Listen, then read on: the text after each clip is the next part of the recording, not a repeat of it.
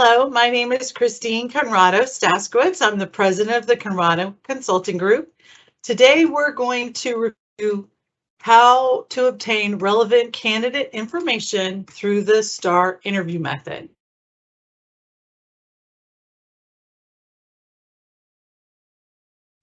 Is a situationally based method that covers the task, action, and results from a situation. Who created the S.T.A.R interview method? The S.T.A.R interview method was created by a consulting company called DDI in 1974.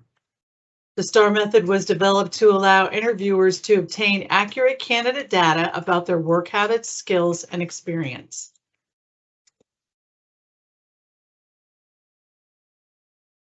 In the S.T.A.R interview method, your questions should be situationally based. Asking situationally based questions will provide insight into a candidate's critical thinking ability, work habits, skills, experiences, and demeanor. Situationally based questions should be open-ended questions. They should be specific in nature and should be related to the skills and requirements outlined in the job description. What does S.T.A.R mean? S is for situation. So you want to describe a situation and ask the candidate how they would handle a particular situation. T is for task. In your description, you should describe what needs to be accomplished or corrected. A is for action. You want to ask what actions did they take in response to the situation. You want to understand what action they took and why. R is for result. You want to understand what the results were. Formulating your S.T.A.R method interview questions. When formulating your list of questions, remember to provide context to the situation. Here's an example. Tell me about a situation you faced where a lack of buy-in was hindering the progress of training employees to use a new software. You're looking for an answer that will help you understand what the specific problem was, what their responsibility was in the situation. Were they directly tasked with solving the problem, or were they part of a team? What actions did they take to correct the situation, and what was the result? Some additional sample questions could be, give me an example of how you've surpassed expectations.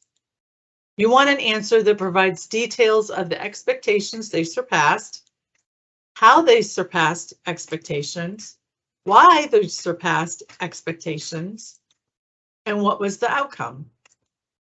If the candidate doesn't answer the question fully, ask for more details. Some questions aren't as powerful as others.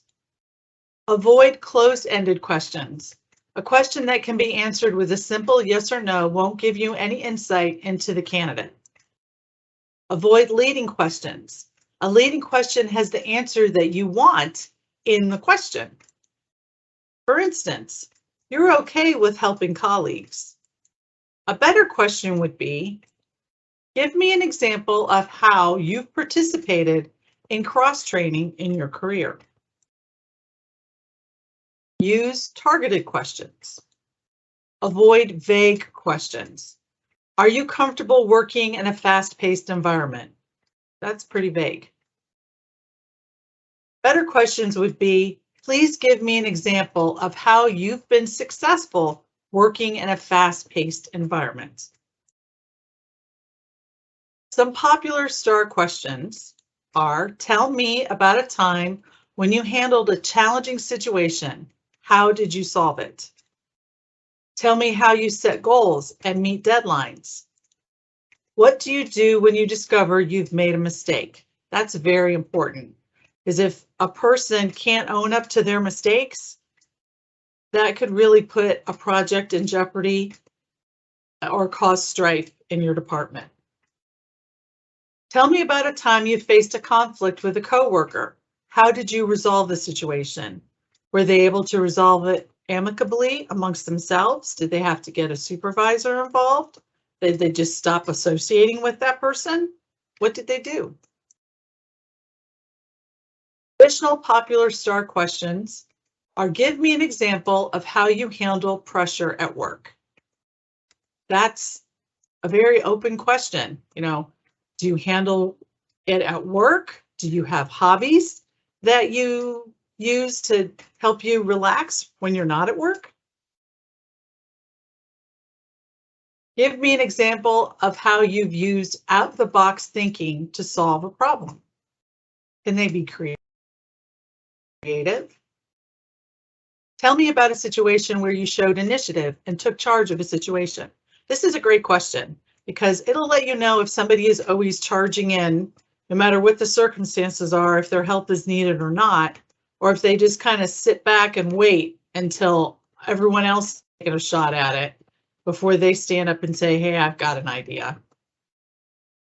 Give me an example of a time when you went above and beyond your duties for a job or task. This is a great question because it lets you know if somebody believes that some actual small task is going above and beyond versus someone else who believes that, there are small things that aren't above and beyond, but here's something big that I did. Some additional STAR questions would be: did you ever have to correct one of your supervisors when they were wrong? How did you approach such a situation? Did they talk to the supervisor privately? Did they bring it up in a meeting or embarrass them in some way? Have you ever had to work under a tight deadline? How do you deal with coworkers that don't cooperate or don't contribute enough? Do they talk with that person one-on-one in a friendly way? Do they go and complain to the supervisor? Is it something that really would be considered uncooperative or, for lack of a better word, lazy? Tell me about a time when a client was asking for the impossible. How did you explain and communicate to them?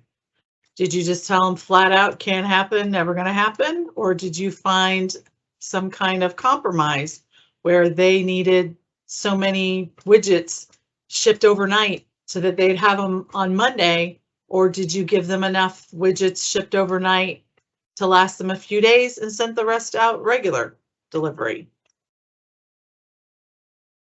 A few more STAR questions you could ask would be: give me an example of a time when you didn't meet a client's expectations. How did you deal with the situation? Give me an example of a situation you think you could have handled better or differently.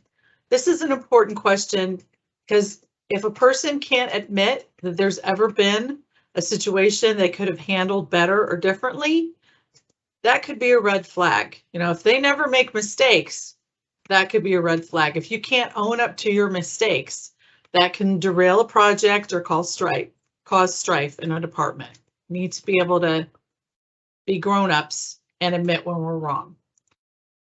How do you adapt to sudden change in the workplace? Please give me an example. Give me an example of a time when you discovered a colleague made an error.